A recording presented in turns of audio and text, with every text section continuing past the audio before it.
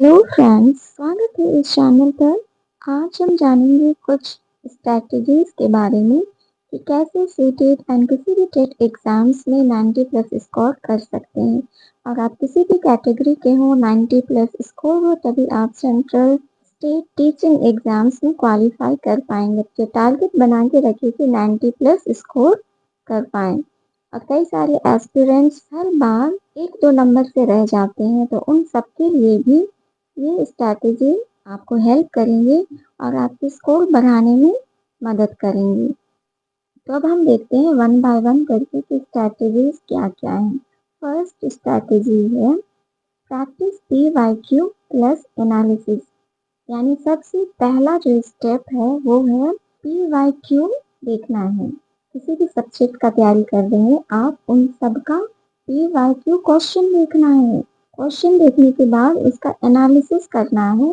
सिर्फ थ्योरी पढ़ लेने से काफी नहीं होता है, आपको PYQ क्वेश्चन का एनालिसिस करना है ताकि आपको पता चल पाए कि किस तरह के क्वेश्चंस बनते हैं, किस तरीके से लैंग्वेज यूज किए जाते हैं। क्योंकि थ्योरी में सिर्फ वो सारी लैंग्वेज आपको नहीं मिलेंगे जब तक आप PYQ क्वेश्चन नहीं करते और उसका अच्छे से एनालिसिस करना है। सेकेंड है मोस्ट इम्पॉर्टेंट टॉपिक। यानी जो आप PYQ क्वेश्चन का एनालिसिस किए वहां से आपको कुछ इम्पॉर्टेंट टॉपिक्स मिलेंगे जिससे हर बार क्वेश्चन बनते हैं। तो उन टॉपिक्स के कॉन्सेप्ट को आपको अच्छे से क्लियर करना है और उनका एनालिसिस करना है। थर्ड है मेक शॉर्ट नोट्स रिवीजन। यानी आपके रिवीजन के लिए उन इम्पोर्टेंट टॉपिक्स का शॉर्ट नोट्स बनाना है कि आप एग्जाम से पहले जो इम्पोर्टेंट टॉपिक के कॉन्सेप्ट है उसको अच्छी तरह से आप रिवीजन कर पाए। इसलिए ये शॉर्ट नोट्स आपके लिए बहुत आवश्यक है। और ये शॉर्ट नोट्स हो सकते हैं आपके कुछ थ्योरीज, कुछ प्रिंसिपल्स हो सकते हैं, इम्पोर्टेंट फैक्ट हो सकते हैं। अगर मैथ साइंस बैकग्राउंड हो तो फॉर्मूलाज हो सकते हैं, जिससे आप एग्जाम के पहले उसे रिवीजन कर पाए। ये शॉर्ट नोट्स आपको बहुत हेल्प करेगा। फोर्थ स्ट्रैटेजी है मॉक टेस्ट प्लस एनालिसिस।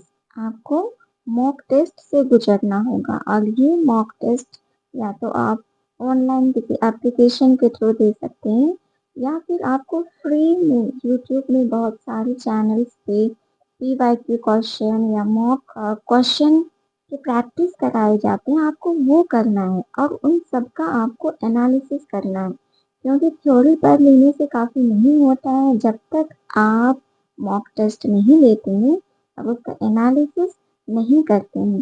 कई बार होता है मॉक टेस्ट आप कर रहे हैं तो कई बार आपका स्कोर नहीं बढ़ पाता है, लेकिन जब आप जिन क्वेश्चन को आप नहीं बना पा रहे उनका एनालिसिस कीजिएगा तो डे बाय डे आपका जो कॉन्सेप्ट है और स्ट्रोंग होगा और एग्जाम में किसी भी लैंग्वेज के फॉर्म में आपको कितना भी घुमा दे आप उस कॉन्सेप्ट को पकड़ पाएंगे और अच्छे से उसका आंसर कर पाएंगे।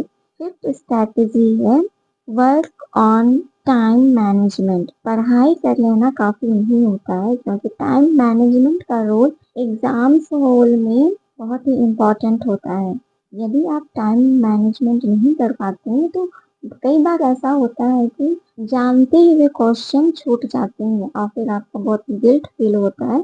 तो इन सब से आपको बचने के लिए आप जब तैयारी करते हैं उसी टाइम से टाइम मैनेजमेंट पर ध्यान दें। मॉक टेस्ट दे रहे हो या यूट्यूब पे क्वेश्चन प्रैक्टिस कर रहे हो तो आपको किसी भी क्वेश्चन पे ज़्यादा टाइम नहीं लेना है। 150 टोटल क्वेश्चंस होते हैं, आप टोटल क्वेश्चन को अटेम्प्ट ही नहीं कर पाते हैं। तो इसीलिए अभी से आपको टाइम मैनेजमेंट पे काम करना होगा कि कैसे आपको हर एक सब्जेक्ट को टाइम देना है। सिक्स स्ट्रैटेजी है इंक्रीज योर स्पीड। स्पीड का इंक्रीज करना इसका बहुत ही इम्पोर्टेंट रोल है, क्योंकि कई बार ऐसे एस्पिरेंट्स होते हैं सिर्फ थ्योरी पढ़ते हैं या फिर PYQ क्वेश्चन तो कर लेते हैं लेकिन अपना स्पीड नहीं बढ़ा पाते।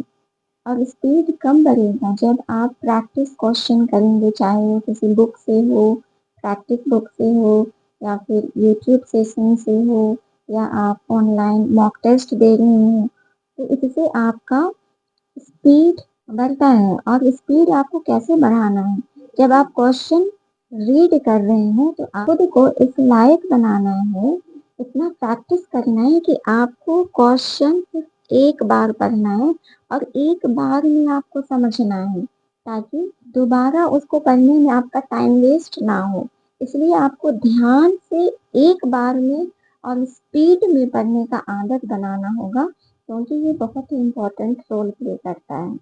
अब सेवेंथ स्ट्रैटेजी है प्रैक्टिस एलिमिनेशन टेक्निक। जब आप क्वेश्चन को प्रैक्टिस करते हैं तो आपको एलिमिनेशन टेक्निक का यूज करना है, और ये एलिमिनेशन टेक्निक आपको एग्जाम में बहुत हेल्प करेगा। कई बार ऐसे होते हैं कि सारे जो क्वेश्चन के ऑप्शन है वो सारे एक जैसे होते हैं, आप उनको डिफरेंस नहीं कर पाते हैं और फिर इसी में आप उलझ जाते हैं।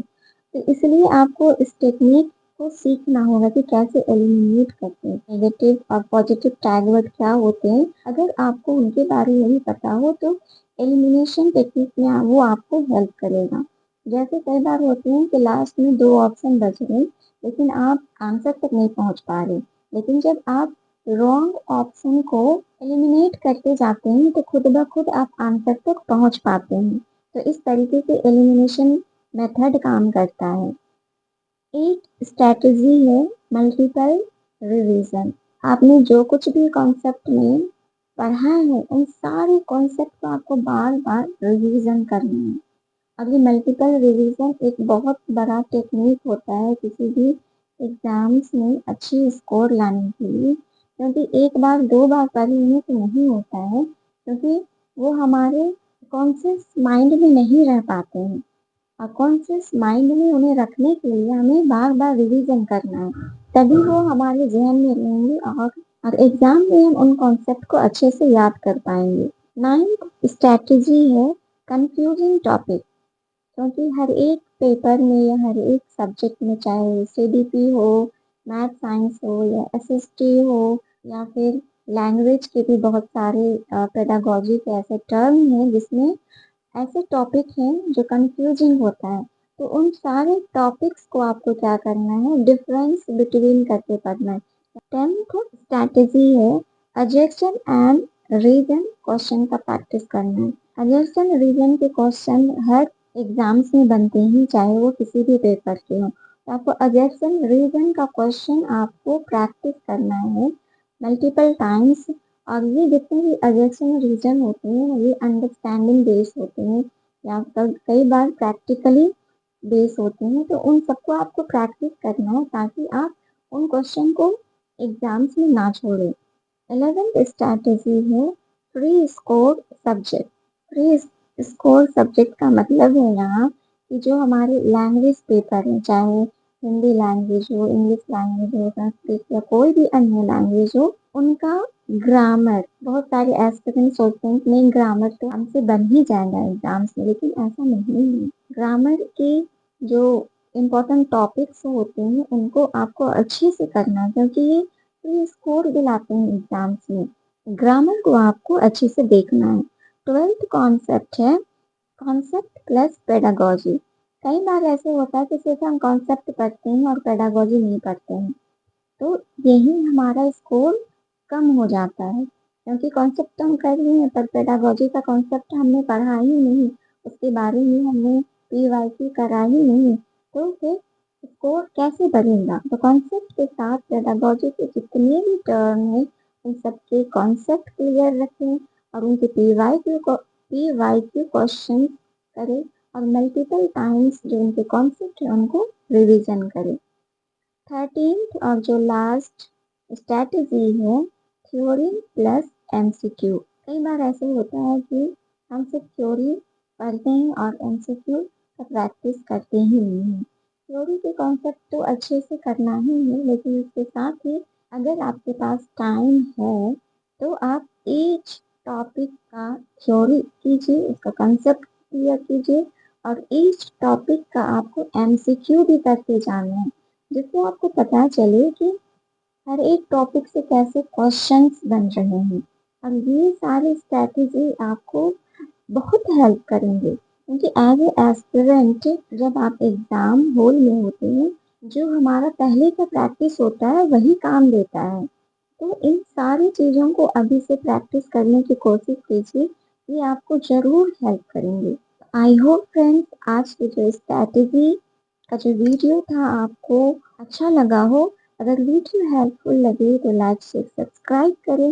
मिलते हैं नेक्स्ट वीडियो में नेक्स्ट कॉन्सेप्ट के साथ। Thank you.